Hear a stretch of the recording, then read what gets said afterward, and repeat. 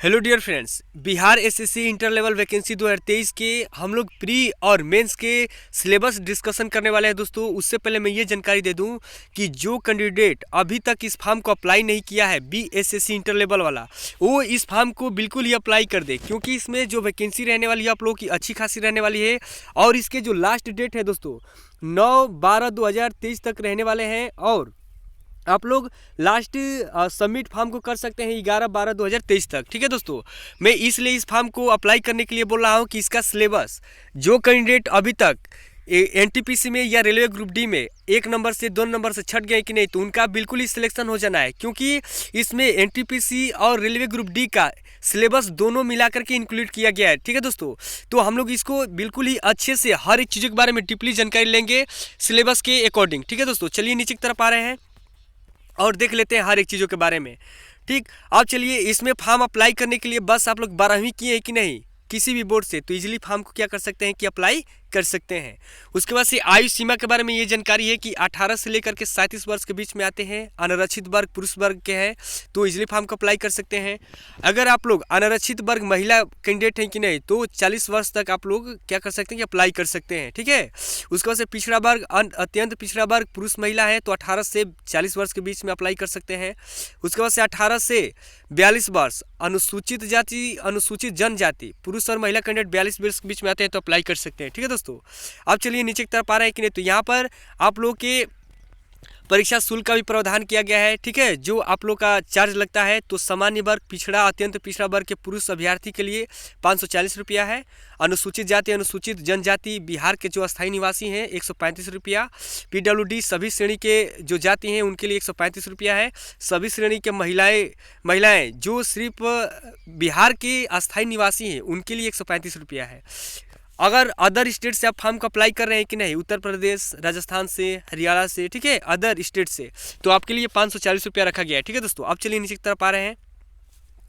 मैंने ऑनलाइन यहाँ पर लास्ट डेट चल रहा है दोस्तों। ठीक है दोस्तों, यहाँ पर आज 6 तारीख है, आप लोग का 9/12/2023 तक लगातार 3 दिन तक यहाँ पर टाइम रहने वाला है। तो क्या करिए कि इस फॉर्म को अप्लाई कर दीजिएगा, क्योंकि इसमें सिलेबस बहुत बढ़िया दिया गया है। ठीक है, अब चलिए आगे हैं सिलेबस पर।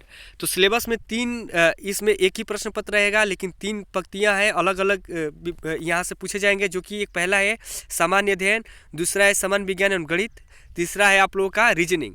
कुल मिलाकर के आप लोगों का 150 क्वेश्चन आएंगे 4 मार्क के। उसके बाद से आप लोग का 2 घंटा 15 मिनट टाइम मिलने वाला है। ठीक है दोस्तों, और इसमें जीके का जो क्वेश्चन रहेगा 50 रहेगा, सामान्य विज्ञान और गणित का 50 क्वेश्चन, मानसिक क्षमता जांच के लिए 50 क्वेश्चन रहेंगे।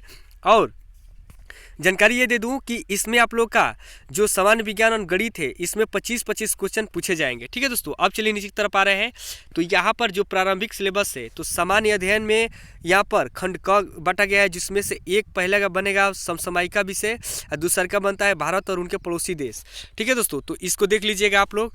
तो समसामयिका में आप लोग जानते ही हैं। उसके बाद से वैज्ञानिक प्रगति है, राष्ट्रीय अंतर्राष्ट्रीय पुरस्कार है, उसके बाद से भारतीय भाषाएं हैं, ठीक है, पुस्तक लिपि राजधानी मुद्रा खेलकूद, उसके बाद से महत्वपूर्ण घटनाएं हैं, भारत उनके पड़ोसी देश से संबंधित क्वेश्चन है, जो कि इतिहास भूगोल रहेगा, संस्कृति रहेगा, आर्थिक परिस्थिति, स्वतंत्रता आंदोलन से, भारतीय कृषि प्राकृतिक संसाधन से। ठीक है, उसके बाद से आप लोग का पंचायती राज से रहेगा, सामुदायिक विकास से, पंचवर्षीय योजना से, राष्ट्रीय आंदोलन में, जो कि बिहार का योगदान है। दोस्तों यहाँ पर मैं बता दूं कि बिहार में जो भी राजनेता रहे हैं, ठीक है, प्रीवियस ईयर में जो रहे हैं, क्या योगदान दिए हैं इतिहास में, इन चीज़ों को अच्छे से भी आप लोगों को पढ़ना होगा। उसके बाद से ख में आप लोग का यहाँ पर विज्ञान रहने वाला है पहला नंबर में, जो कि आप लोग का भौतिक, केमिस्ट्री और जीव विज्ञान से रहेगा। इसमें भूगोल भी इंक्लूड कर दिया गया है, इसको भी देख लीजिएगा आप लोग।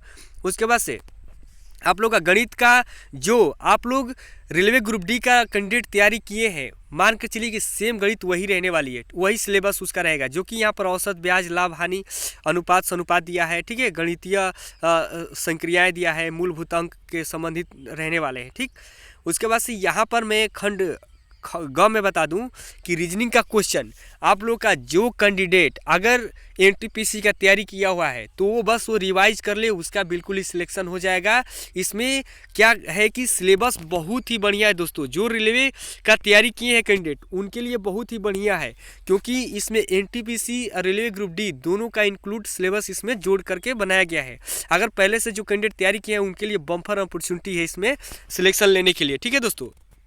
अब चलिए यहाँ पर क्वालिफाइंग मार्क्स रखा गया है, जो कि ये प्री है।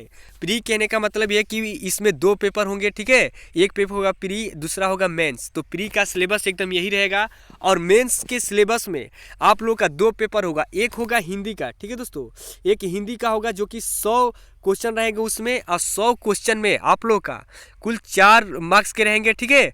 उसमें आप लोग को क्या करना होता है कि 30 मार्क्स यानी कि 30% आप लोग का लाना बिल्कुल ही जरूरी होता है, ठीक है। तो 30% आप लोग का 4 × 12 120 मार्क्स आप लोग का 400 में लाना बिल्कुल ही जरूरी होता है, आप क्वालिफाई हो जाएंगे। उसके बाद से मेंस में ही बस ये क्वालिफाइंग नेचर कराता है, और मेंस का जब तैयारी करने के लिए बारी आती है तो सेम सिलेबस यही रहेगा आप लोग का, जो प्रारंभिक आप लोग का सिलेबस रहने वाला है मेंस में एकदम यही सिलेबस रहेगा। 150 क्वेश्चन रहेंगे, सब कुछ यही क्रिया प्रतिक्रिया रहने वाली है, जो कि जो सिलेबस इसमें दिया हुआ है, और थोड़ा सा एडिट करके आता है, ठीक है दोस्तों। तो यहाँ पर बहुत बढ़िया इस सिलेबस है, इस फॉर्म को बिल्कुल ही अप्लाई कर दीजिएगा अगर आप लोग तैयारी करते हैं तो। पैसे से मत डरिएगा, यहाँ पर अच्छा खासा फीस रखा गया है, तो इस फीस से मत डरिए, फीस आप लोग पे कर दीजिए और फॉर्म को अप्लाई कर दीजिएगा, क्योंकि यहाँ पर सिलेबस बहुत बढ़िया रहने वाला है। और यहाँ पर जो आप लोग का प्री रहने वाला है, तो प्री में आप लोग का क्वालिफाइंग नेचर दिया है, जो कि सामान्य वर्ग के लिए 40% लाना जरूरी है। यानी कि आप लोग का 600 नंबर में 40%, तो 600 का 40 आप निकाल दीजिए, तो ये हो जाता है 6 × 24 240 मार्क्स। किसी तरह से लाना जरूरी होता है, लेकिन इससे एबव ही मेरिट जाती है, ठीक है दोस्तों, आप लोग का मेंस के लिए। ये रहा मेरा जानकारी दोस्तों। आप लोग मैं इस यहाँ पर सिलेबस के लिए बस ये वीडियो बनाया था दोस्तों, और इसलिए मैं वीडियो बनाया था कि जो कैंडिडेट अभी तक एनटीपीसी रेलवे ग्रुप डी में डिसक्वालीफाई हो गए हैं, इस फॉर्म को बिल्कुल ही अप्लाई करिएगा, क्योंकि इसमें बहुत सुनहरा मौका है। सिलेबस भी सेम टू सेम दिया गया है, ठीक है, BSSC 10+2 वाला, ठीक है दोस्तों। अगर नोटिफिकेशन के अकॉर्डिंग कोई भी दिक्कत हो रहा है तो कमेंट जरूर करिएगा, मैं जल्द से जल्द रिप्लाई कर दूंगा दोस्तों, ठीक है। Thank you.